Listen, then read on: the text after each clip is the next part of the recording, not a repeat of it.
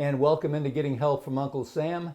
The primary for the Republican Party is right around the corner. It's going to be March 3rd of the next year, and the U.S. Senate seat's up for grabs at this point. There's been a lot of things happening in the area of the country that focus on not the real problems, but there is a candidate that looks at the real problems, and that candidate is Coach Tommy Tuberville. So glad to have you with us, young man. Good morning, Jack. How are you today? Yes, great to be here. And we were visiting about your old days in Camden, Arkansas. Yeah, and your days of playing Ronald McDonald. Absolutely. In the state, and what a career we both had. Well, we did. Well, not in this state. I mean, I spent a lot of time in your state doing it too. Oh, back yeah. here in Arkansas. Yeah, So it was great. I can remember Ronald McDonald, and Bozo the Clown was huge in the state of Arkansas. Amazing. And oh yeah, and of course you grow up with, now they have different kind of childhood heroes. Yes. But those two were ours. Well, you know what? A lot of the childhood heroes now are involved in violence, and I hate that. We're a lawless country now, we've Jack. become a lawless country. Yeah. We do not have a premium on life, do we? No. You know, when we started killing unborn babies back in the 70s, Yes. It's gotten worse and worse, and now our law enforcement officers they're not respected anymore. No. like when you and I grew up. Absolutely. You didn't even think about doing things these kids are doing to some of our officers nowadays, and you got to take your hat off to any policeman, whether it's a sheriff's office or city policeman or state patrol. They put that badge on and that uniform on, gun on their side every day, not knowing what's going to happen when they go out. And they don't know if they're coming home.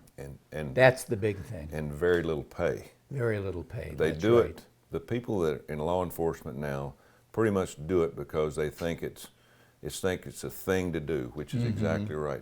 We've got to have people to do it. And, that's right. And obviously that they make very little money, and they do it for public service and for the cities and the state and for the country, and we thank them for that. That's right.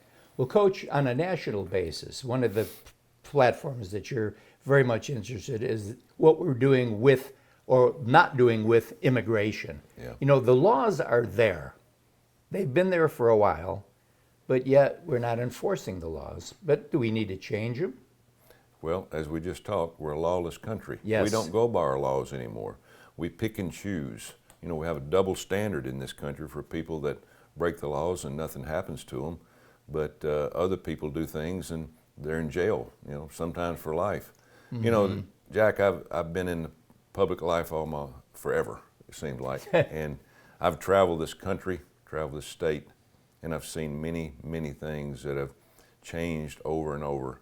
And the one thing is that, as we talked about respect for law enforcement, but just the lawlessness of a lot of our cities and towns. Most people obey the laws and go by the laws, but it seems like now that we're being overwhelmed, and our police are being overwhelmed, our prisons overwhelmed, and we're going to the point now where it's that, hey, let's just don't put everybody in jail. Let's pat them on the back and say don't do it again and turn them out on the streets, and that doesn't fit well with me. If you do something wrong, you pay the price. But it's the immigration problem that we're having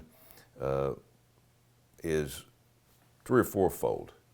We're letting people come in this country that are not coming here for a job or for a better life. They're coming to change our country. Absolutely. And it's going to get us in big trouble. The other thing is drugs. Jack, I'm telling you, being in the public life and being in homes and communities all over this country for the last 40 years, we have steadily declined our youth because of drugs. We lost 70,000 last year for drug overdoses in this country, and you never hear a word about it.